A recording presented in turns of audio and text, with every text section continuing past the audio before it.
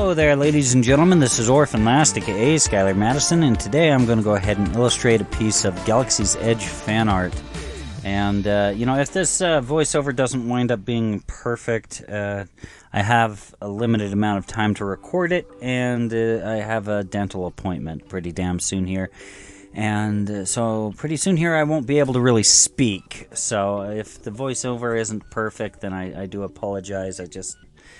I got stuff going on. But anyhow, so the specific image that I'm working on, there's this piece of iconic imagery that at least deals with Star Wars that I kind of wanted to emulate a little bit and see if it can be pulled off inside of the Galaxy's Edge sort of universe with the imagery that's available for it and such like that.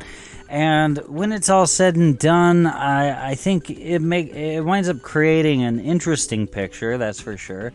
But I don't really feel as though the imagery worked 100% as well as it did for Star Wars. And the specific iconic imagery that I'm talking about is within the late 1990s, early 2000s, it was pretty common for, I guess, the marketing team behind the prequels to take an image of young Anakin Skywalker and to Photoshop out his shadow and to place Darth Vader's shadow being cast by young Anakin Skywalker instead.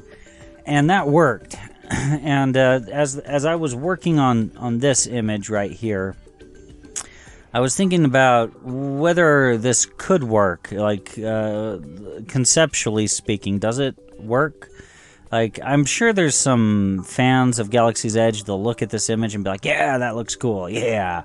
But I think that the imagery doesn't work, and the reason being is because the benefit that Star Wars had that made that imagery work to begin with was just that the prequels came out after the original series, and by the time that the prequels were coming out, just the silhouette of Darth Vader alone was highly recognizable. It's iconic and such like that.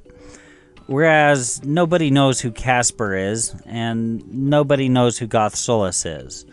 And to try to, I guess, put the same genie in the bottle and all that, to get lightning to strike twice, to get that perfect combination that in order to make it feel as though I guess, Darth Vader is back on the screen, for the very first time, and his name is Goth Solus. To pull off something like that would be extremely difficult.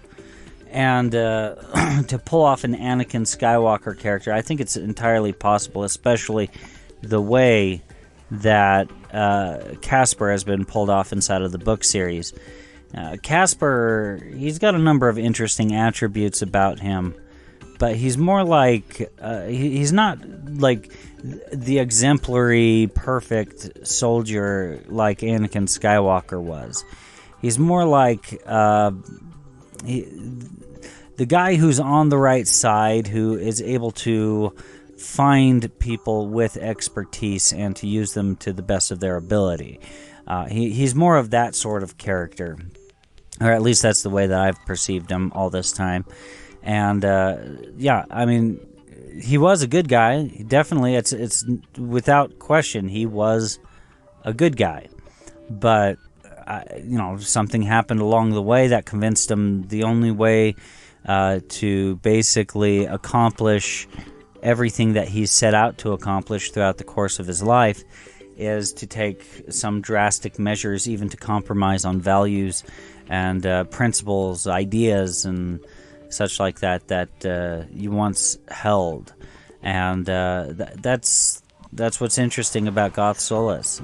Just simply what can cause a person who has done a lot of good in the world, what can cause them to abandon their principles, what could get them to become the bad guy. And I like that. These sorts of stories are compelling, whether it comes from Star Wars or Galaxy's Edge or what have you. I think that it's a fascinating idea.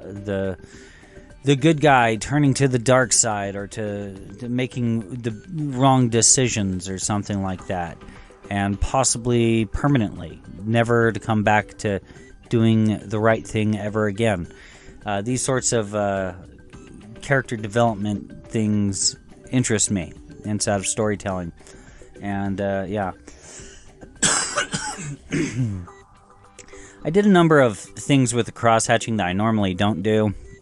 I went with some extra long, like, cross-hatches, I guess, and extra thick as well. I don't know if it really works. I don't know.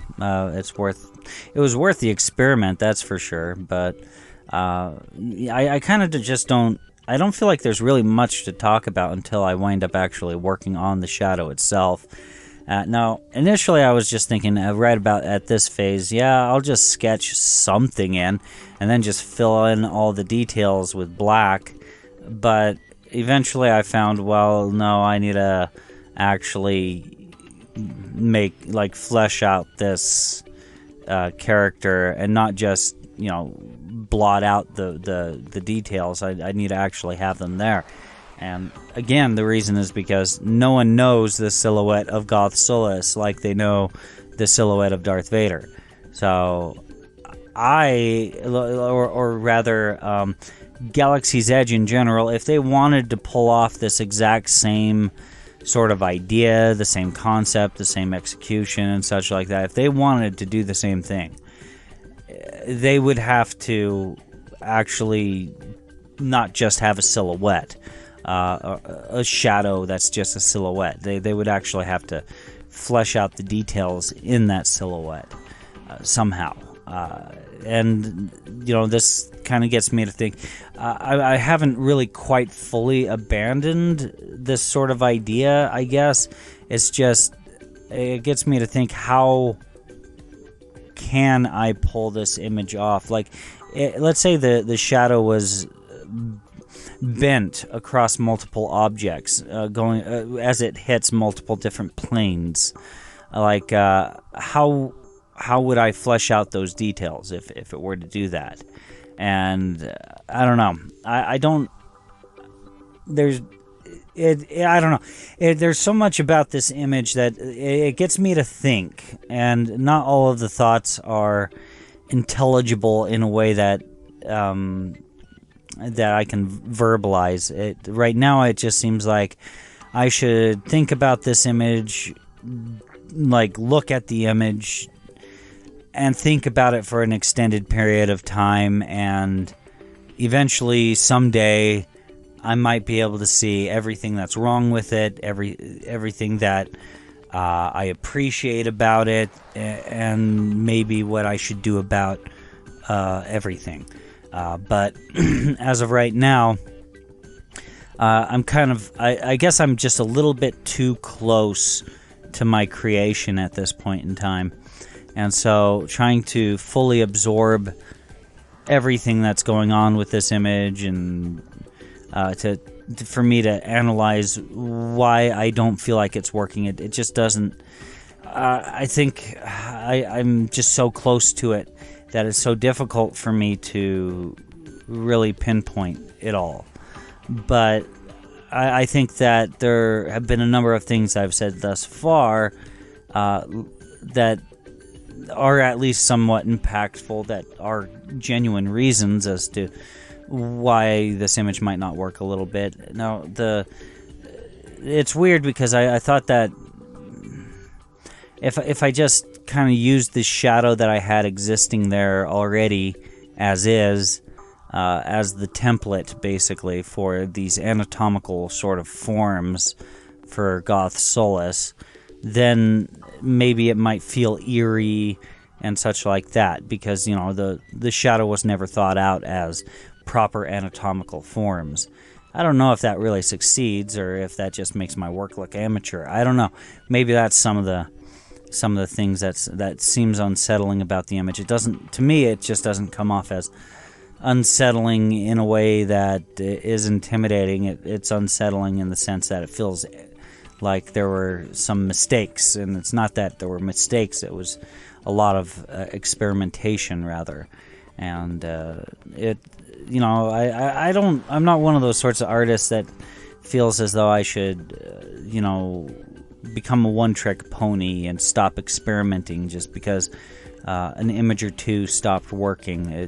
It's more like I should just think about it for a while, think about what works, what doesn't work, and then eventually when I'm ready to make these sorts of observations and ready to work on it, then that's when I'm going to resume on the image at that point. So yeah, that's kind of where I'm coming at. And I don't know, I just decided on having them in a white void and all that. And right now you can see the final image on the screen right now.